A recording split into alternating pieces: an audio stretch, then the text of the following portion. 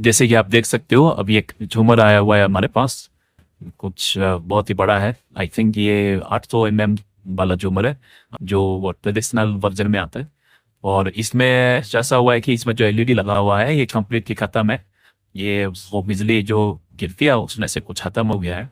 तो हम लोग क्या करेंगे, इसको वो वॉश करेंगे। उसके बाद जो भी एलईडी है पूरा नया लगेगा। ये आधा आधा जल रहा है, आधा आधा नहीं जल रहा है, ऐसा है। तो इसको हम लोग पूरा कम्प्लीटली और कलर चेंज होगा, वाइट कलर, वाइट कलर, उसके बाद पिंक, रेड, ग्रीन सब जलेगा।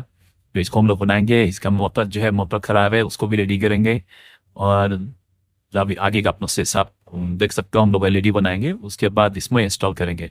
अभी सबसे पहला चीज़ है, इसका जो भी डैमेज एलईडी है उसको हम लोग निकालेंगे। अभी ये उसका वो होगा साइन हो गया, ये उसका पीछे का साइड ये पूरा मैला होकर वो रेडी है, और इसको हम लोग अभी रेडी करेंगे।